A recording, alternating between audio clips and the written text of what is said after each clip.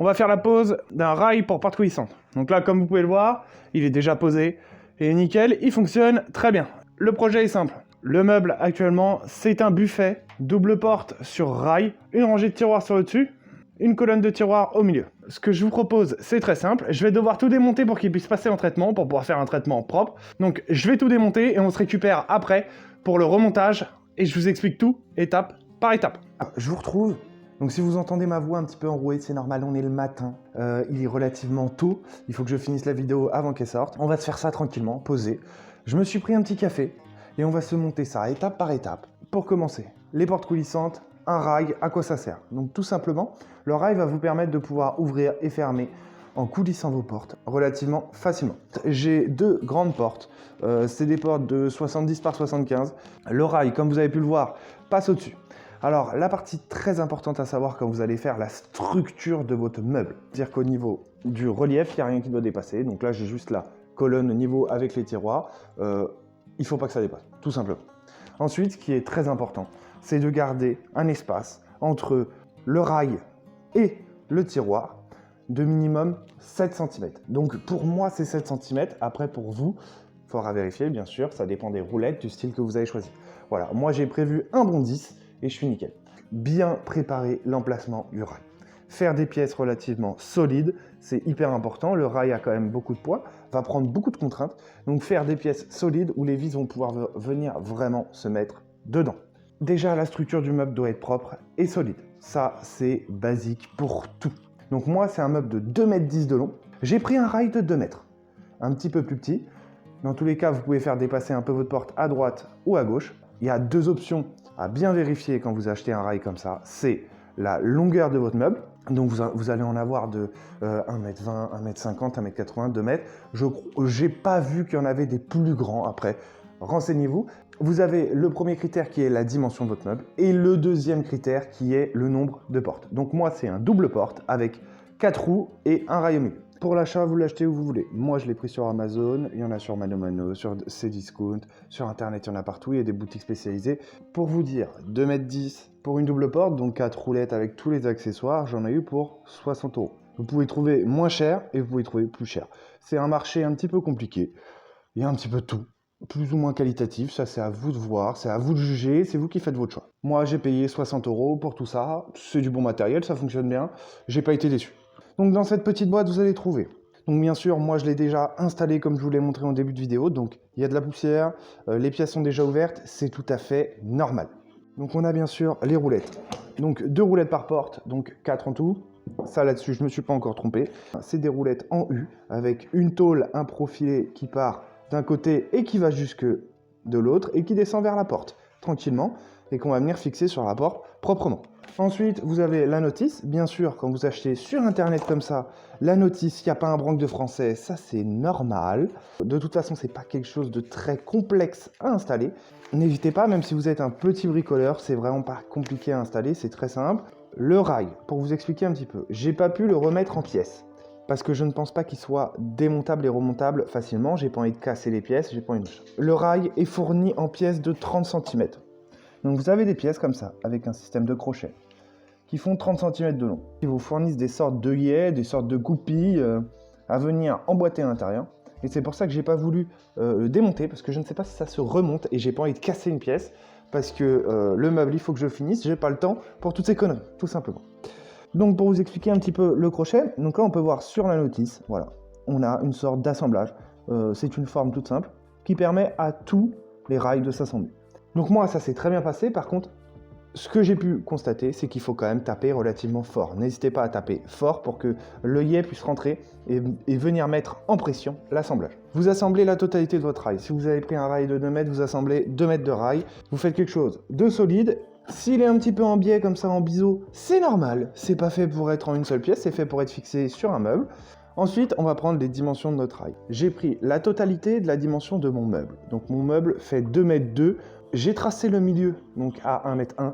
Donc j'ai tracé mon axe, j'ai placé l'axe de mon rail et ensuite j'ai tracé la longueur de mon rail de chaque côté.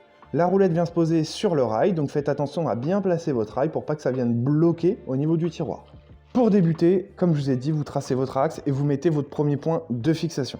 Un à droite, un à gauche. Donc prenez votre temps et tracez bien les points. Essayez de mettre votre rail à niveau, que ce soit propre visuellement. Quand vous avez placé vos points de fixation, on va venir pré-percer. Donc moi j'ai pré-percé aux deux extrémités. Ensuite, on nous fournit des petites vis. C'est des tire-fonds, de 5 cm de long, avec des petites cales. Donc les petites cales sont comme ça. C'est pour déporter le rail. De toute façon, vous allez comprendre, il n'y a rien de compliqué. Il va vous falloir une petite clé de 10. Vous avez votre point de fixation, votre rail, votre vis. Pour l'instant, tout se passe bien. La petite vis avec la rondelle. Et on a le petit coussinet qui vient à l'arrière. Donc le coussinet, c'est important de le placer comme ça. Comme ça, ça fait le petit décalage et le passage pour la roue, tout simplement. Donc on va venir visser tranquillement. Donc pour ça, moi je prends une petite visseuse avec la douille et j'y vais doucement. Voilà, tac. Donc je serre pas à fond. Comme ça, je vais monter la totalité de mes vis et je viens serrer juste après. Dès que vous avez fait un côté, vous fixez l'autre. Hop, on y va doucement. Voilà. Quand vous avez mis vos deux extrémités, vous avez votre rail, vous vérifiez bien que tout est bien droit comme vous le souhaitez. Et ensuite, on n'a plus qu'à venir fixer tous les intermédiaires qui sont au milieu. On finalise le serrage avec une petite clé. On fait un serrage progressif sur tout le long. On essaye d'avoir un serrage optimal pour avoir un rail qui ne bouge pas dans le temps. En tout cas, ça s'installe tout seul. C'est la partie un petit peu la plus importante, celle-là. Si le rail est bien installé, après le reste, ça va tout seul. Donc moi, j'ai quelque chose de solide. De toute façon, avec tous les points de fixation successifs qu'il y a et une bonne pièce de bois derrière, on est sur quelque chose de très solide. Ensuite, l'étape d'après, on va venir installer les petits embouts de butée, donc qui se mettent aux extrémités du rail et qui permettent en fin de compte à la porte de venir, de ne pas sortir du rail tout simplement, sinon ce serait le bordel. Ces petites butées, ils s'installent sur le rail avec un petit serrage de clé 6 pans. Donc vous venez placer ça un petit peu, voilà, moi je le mets au bout, tac, et après je le règle quand je suis venu installer mes portes. On le met en place pour éviter que quand on va venir installer les roues et la porte, que ça se barre. Donc bien sûr, on nous fournit la clé, on ne nous fournit pas une clé, attention à la qualité, hein, c'est une petite clé. Prenez votre temps pour serrer tranquillement. Serrez pas trop fort parce que vous risquez de casser le pas de vis du 6 pans. Ensuite, on va venir installer les portes proprement. Donc bien sûr, pour les portes, vous dimensionnez la porte que vous voulez. Je voulais que ma porte parte du bout ici et aille en gros à la moitié de cette tranche ici. Donc dès que vous avez dimensionné vos portes et vous avez de belles portes devant vous, bien découpées bien sûr, vous faites un travail propre, on va venir les installer. Donc vous les installez un petit peu à la volée comme ça. Moi je les pose sur ma plainte du bas pour pouvoir venir prendre les dimensions. Donc vous placez vos portes, vous regardez déjà si votre porte va bien, vous la calez au mieux et ensuite on va venir placer la roulette. Donc vous prenez la roue, vous placez votre roue comme vous le souhaitez. Ensuite, vous calez plus ou moins votre porte au niveau de la hauteur pour avoir quelque chose de propre avec un jeu homogène sur tout le long. Et en bas, il va vous falloir au moins un bon centimètre de jeu pour être tranquille que ça coulisse bien, en sachant qu'il y a des accessoires qui viennent en bas. C'est pour ça que j'ai installé le rail avant de traiter le meuble. Ça m'a permis de faire tous les réglages de porte au niveau menuiserie, faire de la découpe, du ponçage et que tout soit nickel. Vous essayez de les installer au plus propre, vous venez les pointer. Et ensuite, on passe au perçage et à la fixation des roulettes. Allez, c'est parti. Insérer ces petites vis. Donc les petites vis sont relativement qualitatives.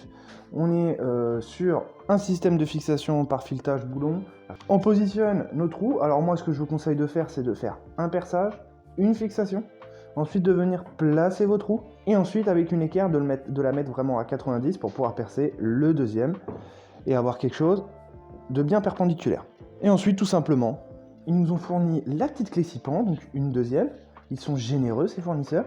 Et on va venir serrer, tout doucement. Vous placez toutes vos roues et ensuite on va insérer la porte proprement.